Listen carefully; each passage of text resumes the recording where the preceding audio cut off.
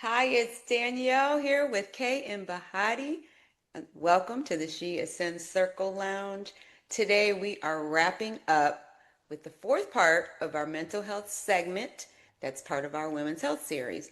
In this episode, we're talking about how our lifestyle or lifestyle changes can improve our overall mental health and well-being. Healing isn't just something that you visit, it's something that you live. And joy isn't something you wait for, it's something that you practice. So mental health's not a one-time fix. It's a lifestyle. So it's another lifestyle change. And when we talk about joy, it's a daily discipline. It's not a reward. It's something that we should always feel. And so when we're integrating or we're in alignment, we're bringing awareness and body and the mind into how we live.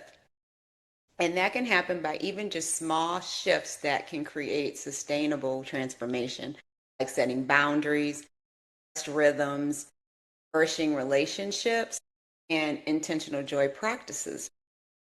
And having joy is not dependent on our circumstances. As I said a little bit in the last episode about happy for no reason, it's an intentional orientation.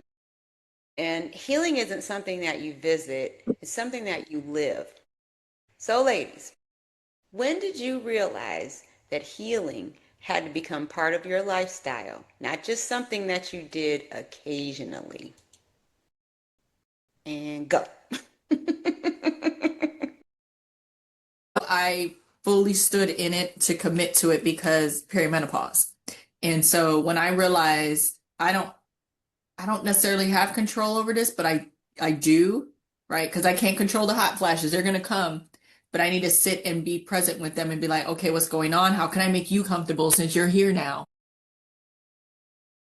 And have a different kind of relationship with myself. So it has been an ongoing healing journey, spiritually, physically, mentally, emotionally for 9 years. But over this last year, fully committed to the embodiment of like, how do I want to feel in all of these different quadrants of my body? And what am I willing to stretch? And what am I willing to never ever compromise? Yeah, that's good. Okay, we back. For me, it happened when I turned 50. Seriously.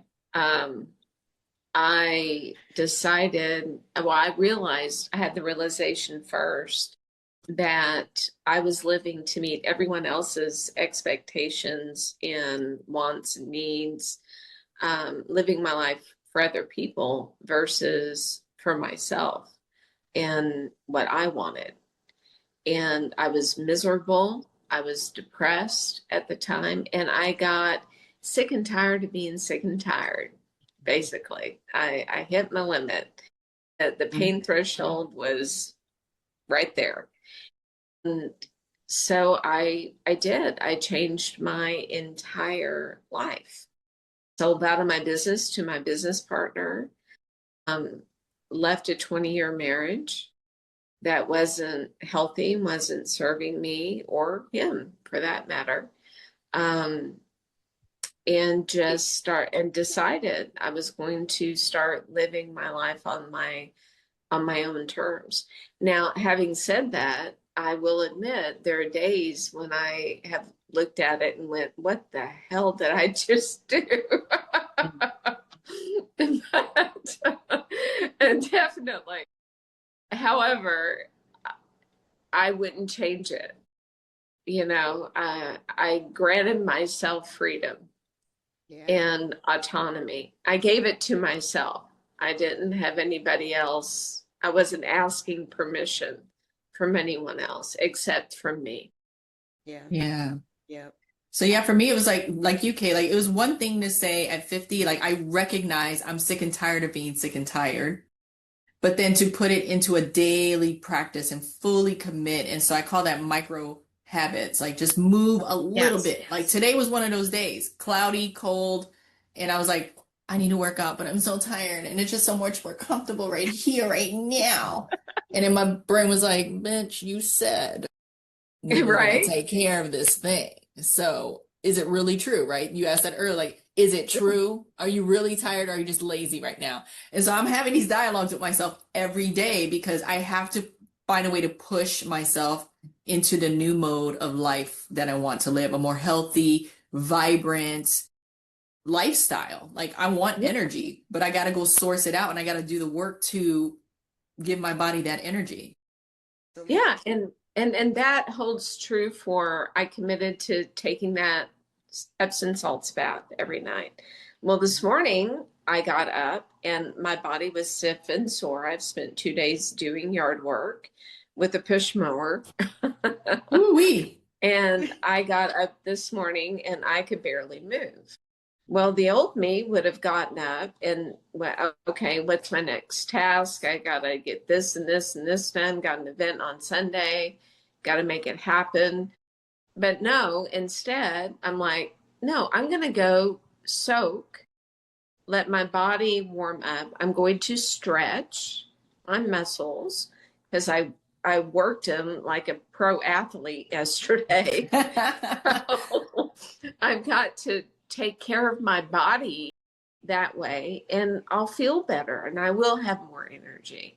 And speaking to lifestyle, that's important for me to integrate into my lifestyle is taking time to not only rest my body but stretch and Yeah. give it exercise, give it sunshine too, because Yeah. that's where vitamin D gets Yeah. formed. Yeah. You know, I created a little Zen garden area in my backyard, and it's so peaceful. And I have beautiful chimes out there with that low tone. And I take time to sit out there without my phone, without the phone, and Yeah. just take in the birds and watch the Yeah. clouds. And, Yeah. you know, carving that time out for myself, putting my phone on do not disturb, which was huge for me because I was so afraid of missing out on the business call, you know, or just missing out. Yeah. FOMO is a real deal. Yeah. Until However, it ain't. yeah. However, Until you I realize the world's going to keep spinning and people are going around the moon and you're like, wait, what? yeah, What did exactly. I miss? But the thing is that it's always going to be there. Things are always going to be happening that we're not going to know about. Yeah. No, Yeah. I, You know, I've been sitting in this space of like, so I'm 51. I'm younger than y'all just slightly, but we're over the hill. Can we all agree to that? We're at the Yes. top or over it. And I think about that. I say to my daughters, like, oh, I'm too old for that. I'm too old. They're like, Mom, you're not that old. And I'm like, but the Golden Girls were my age and they was old. Society Yeah, has but that's programmed Hollywood. us to believe 50, right? Society has programmed us to believe that 50 is old, whereas those of us from Gen X, we're showing them like it doesn't look that way, but it might feel that way. And so I've been like just kind of feeling my way through like what does that even mean? If I feel this way now, what am I going to feel like when I'm 60 and 70? Like what the hell is in store for me? You know, like I yeah. don't know what that feels like and I don't know if I want to know what that feels like. So I better do what I can do now. So when I hit 60, I feel better, right? Because again, we're on the downslope, ladies. Let's just be honest. Right. Thus is the circle of life. And I think Yeah. that's what drew me to studying death as part of the cycle of life because it is part of life. Like you will die, things will die, stories die, people die, series die, right? Like everything dies, but death has become a teacher for me. And so I appreciate the awakening and being embodied with inside of myself and understanding how this machine works. Because it's like one day I won't be here. I won't be able to be the observer anymore. And so I don't want to establish being old right now, but I get it. I get it because we have less time ahead of us than we do behind us. Yeah.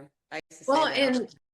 and you know, having said that, my husband is 63 years old, Mm. and that man is on ladders. He's up and down, very physical, and I see a lot of women our age when they reach their 50s, they do get in that I'm old mindset. Mm-hmm. And unfortunately, our society has conditioned us to believe that when we're considered old Yeah. or nearing retirement, that means that we sit on the front porch and not or knit or Rocking chair. what the hell ever. Our worth and our The value is reality, not there for society anymore, is what they've conditioned us to believe. Yeah. Like, you've expired. right. However, that the only way that changes is if we change it. And I have seen time and time again that when people stay active physically and mentally, um, the quality of life, and that's really what we're talking about here, I believe, is the quality of life as we age.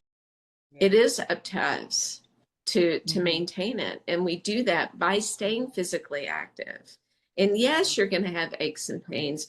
Menopause does that. Our joints hurt. Women's joints hurt because of lack of estrogen. It happens.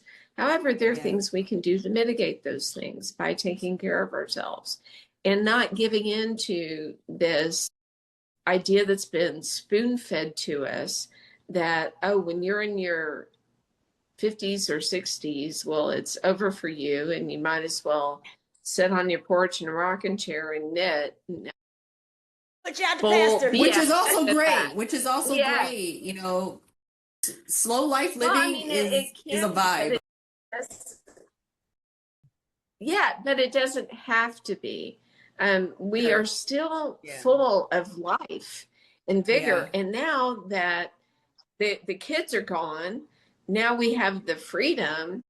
I say make hay while the sun shines. That's my That attitude. I'm part. not slowing down one little bit. In fact, I'm Yeah. Yep. speeding No, up. I feel it. You want to And know like the truth?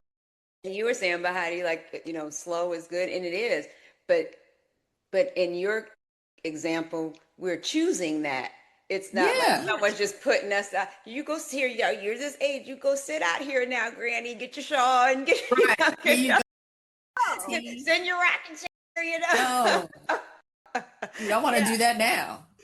exactly. But if I And do. want to go sit down in the rocking chair and chill, that's Line dance, different. I'm gonna go line dance. If I want to That's go sit on right. a rocking chair, I'm gonna sit on a rocking chair. That's If I want right. to get That's up and right. Yeah. do some cool stuff, I'm gonna do it. Like, I think Exactly. we are rewriting what ageism looks like. To Kay's point, like, we have to teach people how to treat us at this age in our life.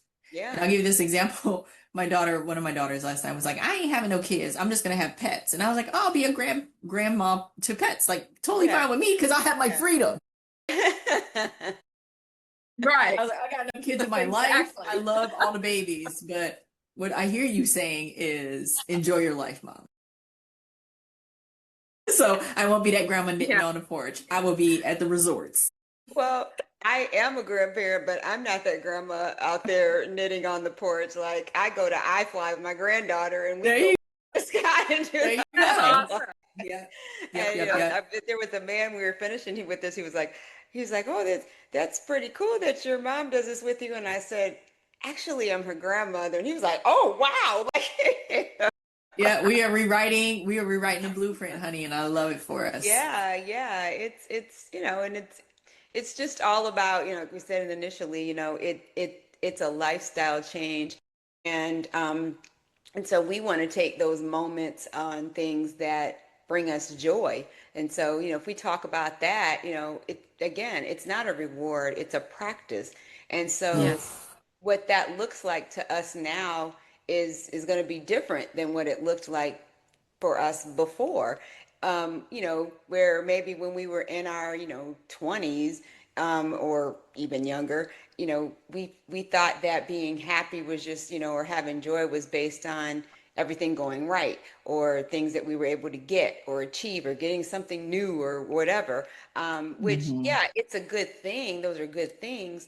But now, coming from a different place, in our lives, we start to appreciate more of like the small things, like, little things that light us up. I miss my neighborhood I lived in Chesapeake because it was the property was just beautiful. And I mean, it was the river. It wasn't even the ocean or anything, even though I could get in the car and be at the beach, within minutes. So I do miss that since being here in Georgia. But I could just take not even a 5-minute walk out my front door, down the street, or hop on my bike and ride around and stop and just go and take I don't know if you saw like a video I put not too long ago. Okay, it was Brandy who did those for me a while ago.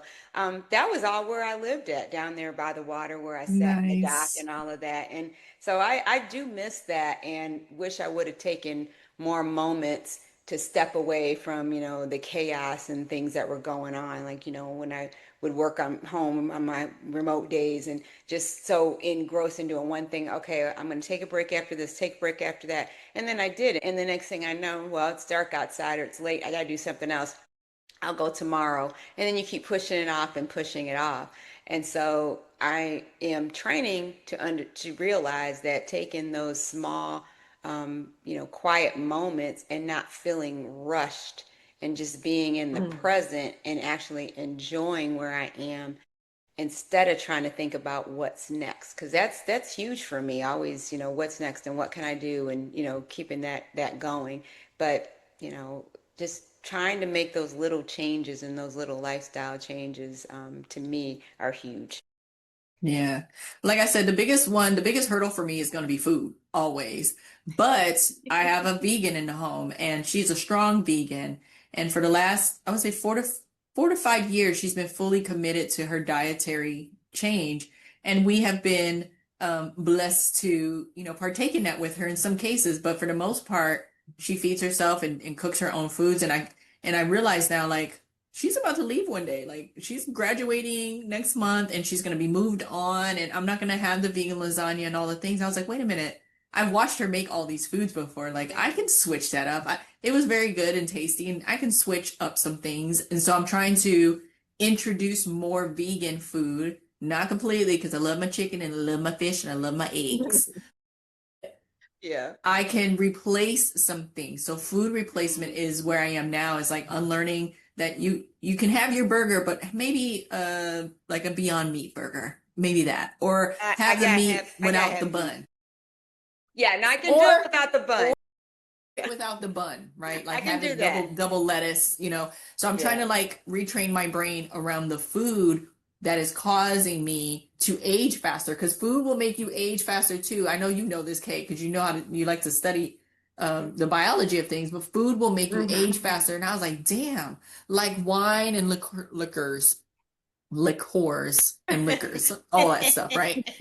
Liqueurs. So my Liquors. oldest daughter, she is a cultural strategist, and she was like, "Mom, have you heard of adaptogenic drinks?" And I was like, "No." So she showed me a few, and I was like, "Oh, that's actually a great idea. Non-alcoholic fancy drinks, and then some that are infused with things." And I was like, Yeah. "That's actually really cool for people who want to get off the bottle, but not quite yet." So yeah, so Well, retraining my brain. and love that. And to speak to food and aging, something interesting most people don't know is that if you do not drink enough water, Mhm. not only do you dehydrate your body, which we can't live without water, can't, but you actually age your organs. And most people don't understand how that works because our organs in our body, if you view them like your plants in and around your house, and I don't care if you have a green thumb or not, but just bear with me. If you don't water your plants, they die. Okay, Yes. they have to have water, and they actually start showing you what's happening by shrinking, shriveling up, drooping. Well, guess what? Yeah. Our organs do the same thing, That including makes our sense. skin. You Yeah. want younger looking skin? Yeah. Drink water. Yeah. Yeah. And I don't care if you like it or not, you gotta have it Yeah. because your organs can actually be older than your chronological age if you consistently stay dehydrated. Yeah. So That that that makes As I goes sip my back coconut to, water. yeah, I'm not a fan of coconut water. It's very healthy. So I find ways to Island add gal in lime me. juice. It's the island gal. Yeah, It's an but acquired taste. it is. It is. And it's Yeah. full of electrolytes, which are wonderful, good for brain. Um, but just plain old water too. We need water. Have to have it. Yeah. Yeah. Well, this has been great. I could sit here, we'd have like an episode like lasting forever, so we don't want to do that. So, so as we come to a close for this series on mental health, I want those watching to reflect on this. Ask yourself, what am I doing differently? So, to ascend isn't about becoming someone new. It's about just returning to who you've always been. And so, if this segment spoke to you, share it, stay connected, and continue doing the work of coming back to yourself. It's Danielle with Kay and Bahati, and we will see you next time when we start our next segment in our mental health and our women's health series. So, till next time, what's good for your soul? Do that. Bye.